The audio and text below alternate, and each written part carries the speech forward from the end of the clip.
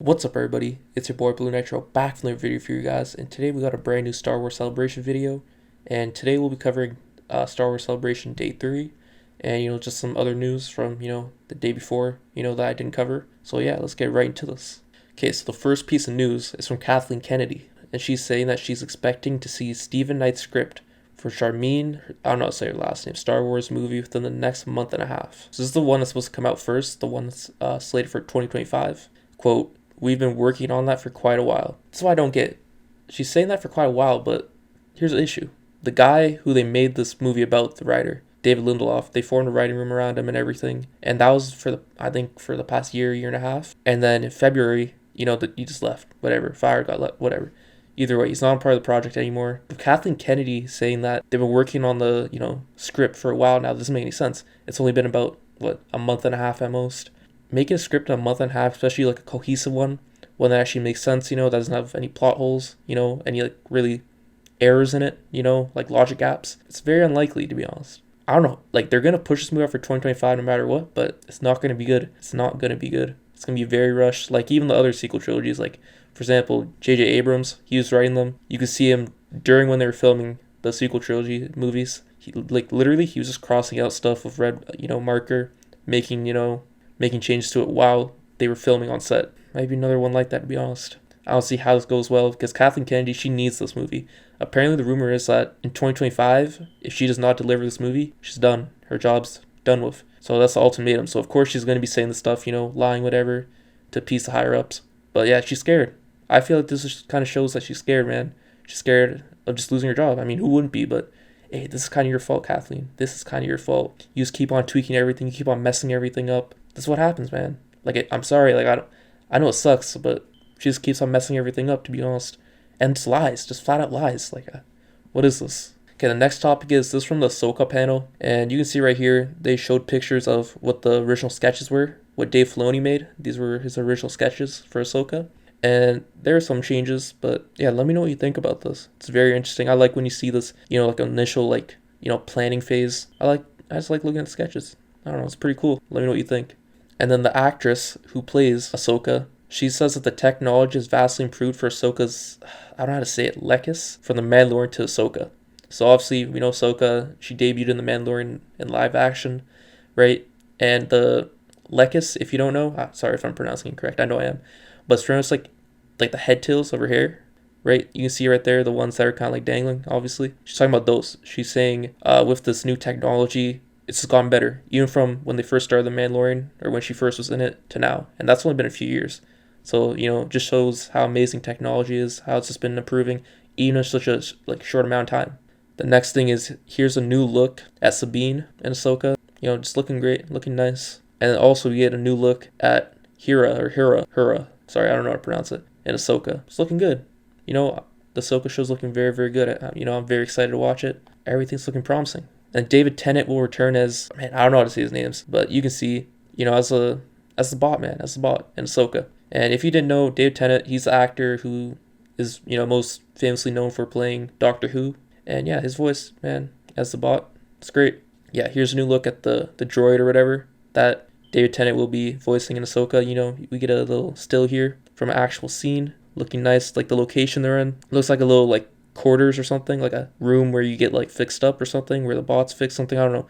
Something is getting made here. I'm not too sure. It just looks like that. I think he's cooking something up. I can't really tell, to be honest. And the next thing here, new look at the villains of Ahsoka. Just, a side view with both of them in it. I don't know. Looks good. Everything's looking good.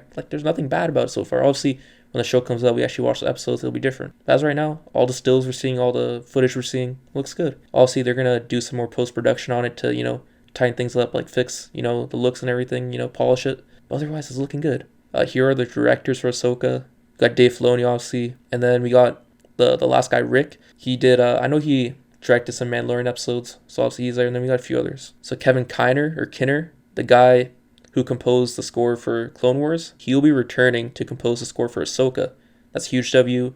Everyone loves Clone Wars, everything about it. This is nice. Huge W, man. Next up, Lars Mikkelsen, the guy who voice acted Thrawn in Rebels. he'll be playing Thrawn in live action in Ahsoka, because obviously, you know, Thrawn's debuting in Ahsoka. From at least what we know, we got our first look at him in there. Maybe some Mando at the end of, you know, at the end of the season, who knows? But I'm just guessing he's debuting in Ahsoka, because that makes the most sense. That's cool. I like when it does, when they have the voice actor actually, you know, playing the person in live action as well. That's what DC's doing. That's what they're trying to do with as many, you know, of their characters as possible. The next thing, yeah, so people at Star Wars Celebration, they watched like an extended trailer for Ahsoka pretty much, which showed like different angles, you know, different looks at Thrawn from like the front view, side view, stuff like that, more different, you know, angles and stuff, scenes, shots. And I'm seeing a whole bunch of different shots. Some are altered because some of them make them look, you know, different and stuff. Yeah, I like it. Looks good. And then, so we got another update on another, you know, casting for the Acolyte. Here it is. You can see right there.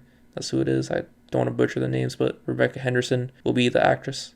And then this is, you know, this is cool. Return the Jedi returns to theaters on April 28th to celebrate the film's 40th anniversary. I remember seeing this about, I think, a month or two, and I didn't know if it was true or not, so I'm glad that, you know, they confirmed it at Star Wars Celebration today. It's great, you know. Hey, I don't know, maybe I'll be seeing it, I'm not sure. And then here, the actor who played Palpatine, you know, he said, quote, "I turned out not to be dead, to everyone's surprise, including my own." As everyone knows, Palpatine, they brought him back in the sequel trilogies, and people did not like it, okay? That's just simply put like that. People did not like it. And then this quote right here just shows that even the actor was surprised. Okay, even the actors. Maybe that just shows how little it made sense. You know, because the actor was surprised that he was coming back, because he probably thought the story was done, right? But then, you know, Lucasfilm called him up, got him back, and then that's how it was. But yeah, it just shows that even the actor himself was surprised about this, you know, coming back, returning as Palpatine.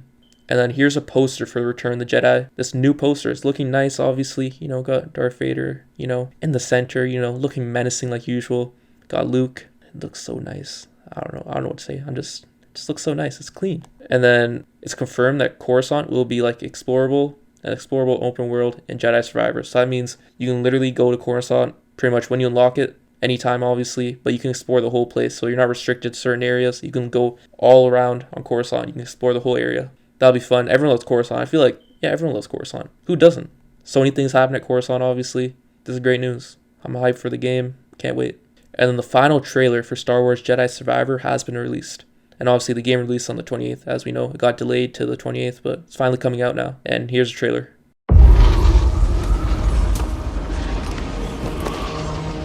You were only a child when they sent you off to war.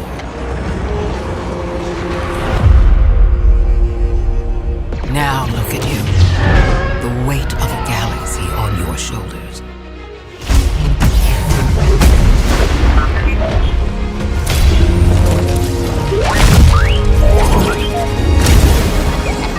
Didn't I tell you to be more careful about who you scan? Come on. I cannot tell you who you must become, or where the line is drawn. There are no easy choices. These are dark times.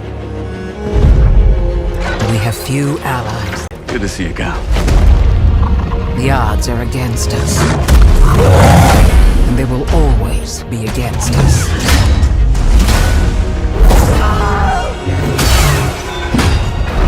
Now or never! Seems our destinies are intertwined.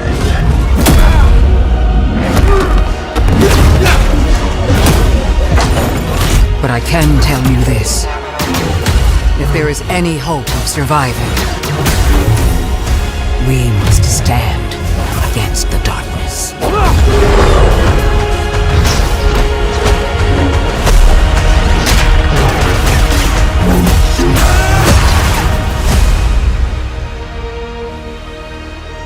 Next up, here's our first look at Tales from the Death Star. So these are like books for Star Wars, obviously, if you're interested in this. I'm just starting to get into Star Wars, you know, like novels, whatever, books. You know, I'm new to this, so I'm just starting now. But very interesting if you're interested in this. It released in fall 2023.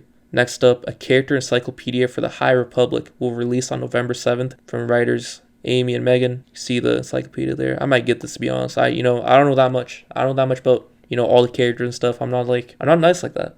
So I might have to get this, you know, get my knowledge up. Next, first look at Jedi Brave in Every Way, a kid's book set in the High Republic era. by Charles and his daughter. This is definitely not something I'll be reading, I'll be honest. This is a kid's book, man. I won't be getting this, but hey, if you're into this, that's cool.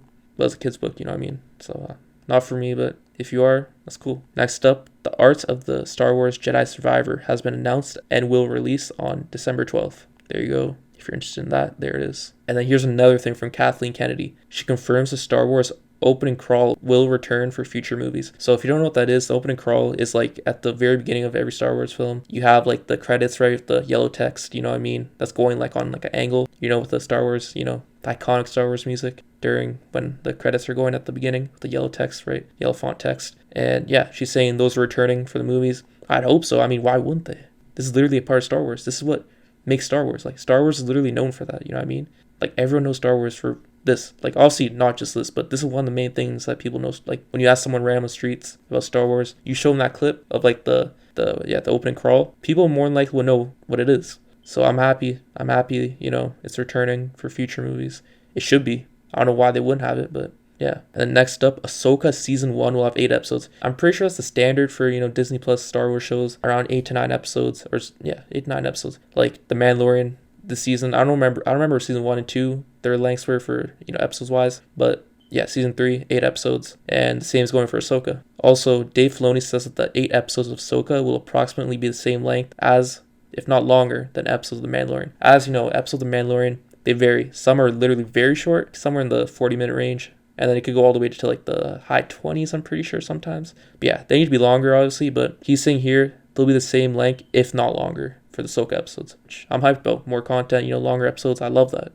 I want longer episodes. It's great.